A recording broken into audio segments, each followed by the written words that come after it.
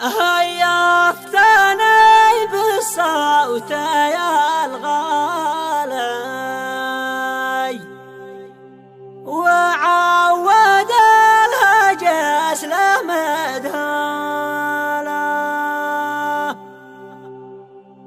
والجيد شوف شق من حالي واحنا كذلك شق من حاله. وإليكم هذا البدع من الشاعر أحمد عبد الله الصنبحي المجنحي، وإليها الجواب من أحمد راكن محمد المجنحي، أداء أبو قناف الطويل. هيفتني بالصوت يا الغالي وعود الهجس لمدهاله والجيد شوفه شق من حاله واحنا كذلك شق من حاله وقد ركب يا اهل الوفا عالي من فوقنا ونالعين واسباله وذكركم دايم على بالي والكم غلا في القلب من زاله من عند عمي راكنك بالي لا عند بورق وجهاله وانت صهيري كسبك بقالي من كسب بعض الناس وامواله وكلنا يا عم يا خالي حتى البازي محسوب من خاله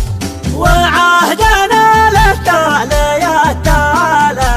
عهد الصحابة وروث الأجيال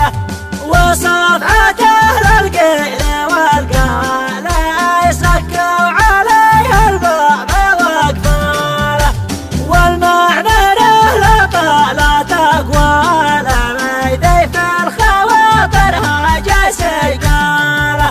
والله يصلح ساير أعمالي وكل مسلم يصلح أعماله.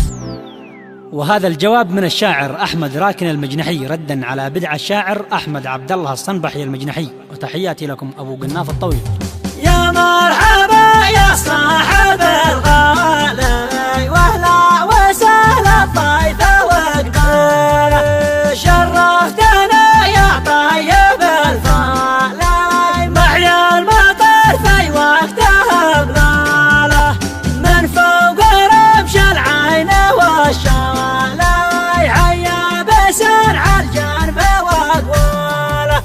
يا من شمى وخاب الوفا طالي المجد قم شان خطاله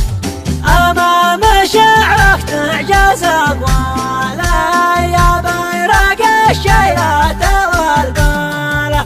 لك كل تقديري واجلاله وابويا لك شكره مع اجلاله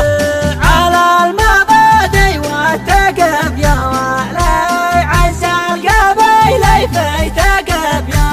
له وصاحبي ذيها وعلى بالي ما فيها شك اني على